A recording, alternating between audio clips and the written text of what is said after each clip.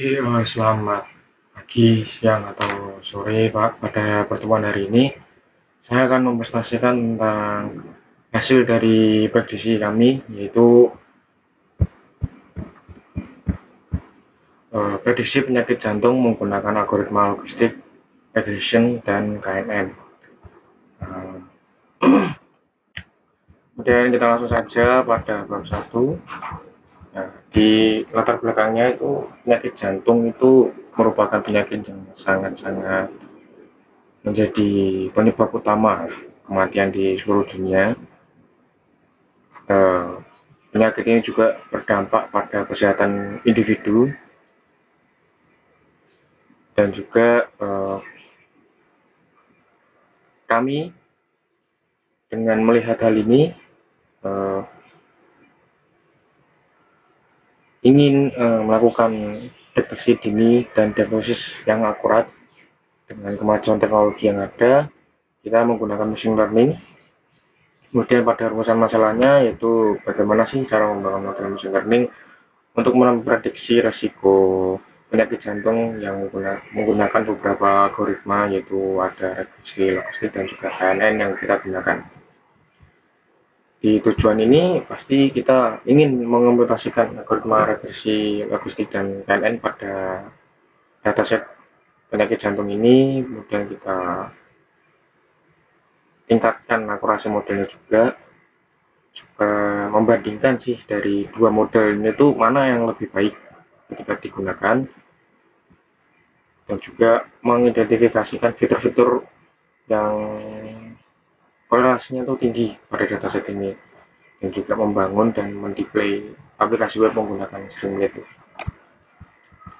Dan manfaatnya pasti menghasilkan model prediksi yang memiliki akurasi yang tinggi sebagai alat bantu diagnosis serta memberikan wawasan mengenai faktor-faktor klinis yang paling signifikan machine learning ini, dan juga menyediakan sebuah aplikasi prototipe untuk mendemonstrasikan dan edukasi bahwa machine learning ini bisa sangat membantu di dunia kesehatan, apalagi pada penyakit-penyakit jantung yang sangat-sangat riskan seperti ini. Kemudian pada bab 2, machine learning ini merupakan dari beberapa itu ada kecerdasan buatan yang berfokus pada pengembangan algoritma yang memungkinkan komputer itu kita berikan data dan biarkan dari komputer itu belajar dalam proyek ini. Nah, kita menggunakan pendekatan supervised learning, di mana model belajar dari data yang sudah memiliki label, maaf sekali lagi. Kemudian kita menggunakan pemodelan yaitu regresi logistik dan juga ada KNN. Nah, di regresi logistik ini lebih ke arah kayak memodelkan probabilitas suatu kelas. Dia itu menghitung hubungan linear antar fitur dari kelas targetnya menggunakan fungsi logistik. Dan model ini tuh juga cukup mudah lah untuk diinterpretasikan. Kemudian yang kedua, KNN, yaitu sudah terlihat dari singkatannya aja, nearest neighbors itu lebih ke arah kayak mengambil data yang terdekat dengan tetangga-tetangga sebelahnya dan menentukan mayoritas kelas dari beberapa tetangga-tetangganya, sehingga ini tuh fitur ini pada skala fitur itu menjadi fitur scaling menjadi langkah yang penting. Kemudian ada pre-processing data. Nah, di sini kita menggunakan standard scaler karena di sini kita menghilangkan kayak jaraknya tuh tidak sampai sejauh-jauh, jadi kita buat dari kategori menjadi numerik dengan rata-rata tuh jadi 0 dan 1. Di hubungannya itu tidak terlalu jauh, jadi cuma skala jaraknya cuma 0 sama 1 aja, tanpa mengubah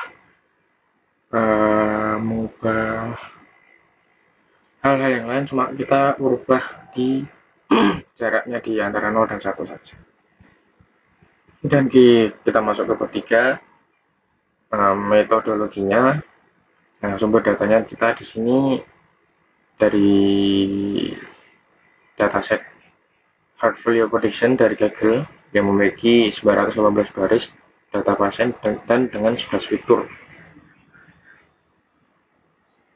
Dan satu kolom targetnya yaitu heart disease. Nah, di sini ada umur, kelamin, itu sakit di jantungnya itu tipenya apa, tekanan darah, ada kolesterolnya berapa, gula fasting BS itu kayak gula darah kan waktu kita puasa itu berapa,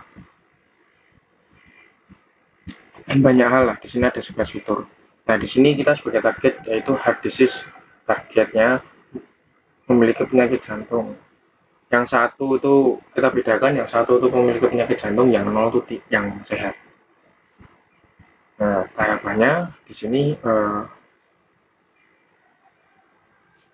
kita ya tadi saya jelaskan, kita dari Kaggle kita import dataset menggunakan Pandas dan cek struktur datanya dengan head, info, dan describe. Ya, ini info untuk head itu untuk memperlihatkan 5 data di awal, info untuk menjelaskan informasi dari data-datanya, dan describe itu mendescribe suatu datanya itu seperti apa.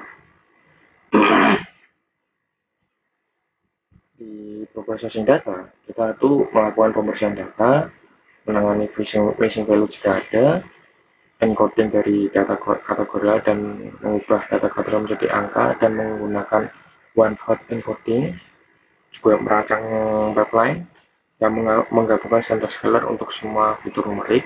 Yang ketiga ada pemisahan data, kita split antara data trend dan data test ya, sekitar 80-20%. Kita optimasi juga dengan grid search untuk menentukan parameter yang terbaik, kemudian evaluasi, model akurasi, dan precision, recall, dan equal score. Kemudian analisis fiturnya, kita menganalisis kepentingan setiap fitur, 11 fitur itu yang ada, dan deploymentnya kita membangun aplikasi prediksi dengan basis web menggunakan Scambling. Dan pada level belajar pemrograman kita pasti menggunakan Python. Library utamanya kita menggunakan Pandas, NumPy, Scikit-learn, Matplotlib, Skitlearn, Streamlit, Joblib, dan dengan pengembangannya kita menggunakan Jupyter Notebook dan Dashboard. Masuk ke tahap 4, kita akurasi modelnya, kita sudah lakukan pemodelan dan lain-lain sampai akhirnya kita melakukan akurasinya. Dan di sini setelah dioptimasi itu peningkatan performa yang sangat signifikan itu terutama pada KNN. Tapi di regresi logistik itu sudah menunjukkan akurasi yang baik. Di 84% sebelum kita lihat. Nah, di sini sebelum diakurasi 64%. Kemudian di KNN itu masih rendah banget, 63,50% atau sekitar 64%. Kemudian kita optimasikan dengan grid search CV. Ternyata di regresi logistik hanya meningkat sekitar 2,41%, kemudian pada KNN meledak sampai 89,13%, menunjukkan bahwa di KNN ini akurasi setelah dioptimasi ternyata menunjukkan hasil yang sangat, akurasinya sekitar 89%, dan bisa dibilang cukup dibilang sangat baik lah. Dalam kasus ini tuh, di prediksi ini tuh KNN itu menjadi yang terbaik. Nah, pada analisis fitur yang paling berpengaruh itu menunjukkan bahwa ST slope dan chest pain type-nya itu menjadi pendorong utama meningkatnya risiko. Dari sini sudah ada gambarnya. Kemudian pada KNN menunjukkan bahwa ST slope dan cold peak serta chest pain itu menjadi fitur yang paling vital, menjadi pendukung utama. Setelah dioptimasi ternyata mendukung paling utama itu dari 3 fitur itu.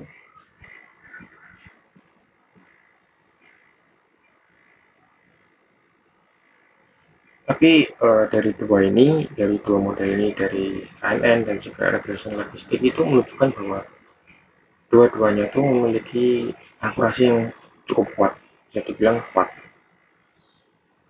Eh, Walaupun di regression logistik tanpa harus dioptimasi, hitungannya sudah bagus,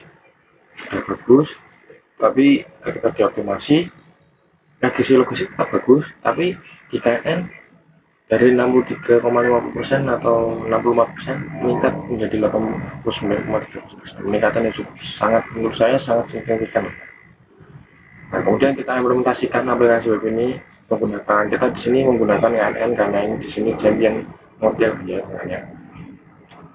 menggunakan web interaktif, menggunakan framework template, dan aplikasinya dibuat mandiri di mana proses pelatihan model terjadi secara otomatis di latar belakang saat aplikasi pertama kali dijalankan. Jadi memiliki dua halaman yaitu prediksi dan halaman keterangan dataset dengan latar muka yang ramah pengguna yang melakukan prediksi serta penjelasan detail mengenai data yang digunakan. Jadi ketika nanti Bapak mungkin masuk ke datasetnya atau ke template-nya, di situ nanti ada dua, yaitu di sana nanti ada beberapa kayak ketentuan yang harus diisi, ketentuan yaitu kayak gula darah ketika puasa berapa, gula darah detak jantungnya per anu berapa, dan nanti kita tuh ada prediksi dan kemudian hasil prediksi di situ sudah ada beberapa.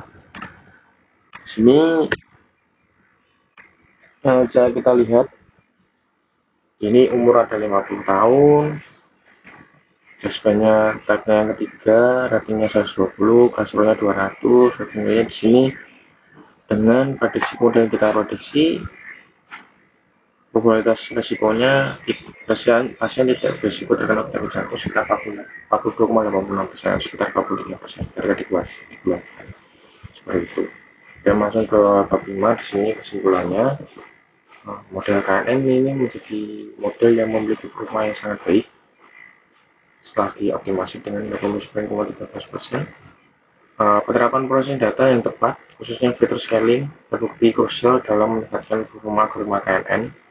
Kemudian fitur-fitur yang paling berkaitan yaitu ST slope, outbreak, dan kerja-kerja di jaspen tipenya merupakan prediktor paling berpengaruh pada prediksi ini. Kemudian aplikasi web yang fungsional berhasil dideploy menggunakan Streamlit membutuhkan kelayakan model untuk menggunakan AA web ini menjadi praktis. Sekian dari saya, maaf sekali lagi jika ada kesalahan kata tinggal aku yang kurang berkenan, mohon dimaafkan ya Pak. Terima kasih atas satu semester ini. Di saya bisa dibilang cukup besar karena di matkul ini juga merupakan istilahnya jadi istilahnya skripsi saya tetap menggunakan hal yang sama seperti ini, machine learning. Saya mau machine learning, jadi ini menjadi hal yang dasarnya menjadi memperkuat saya untuk mengambil skripsi ini, dan istilahnya saya menjadi lebih paham secara luas perhitungan secara manual ataupun secara otomatis menggunakan Colab dan lain-lain. Dan di sini saya belajar banyak hal dari Bapak. Terima kasih atas segalanya. Uh, Assalamualaikum warahmatullahi wabarakatuh. Shalom, swastiastu, namo buddhaya, salam kebajikan bagi kita semua. Terima kasih ya Pak.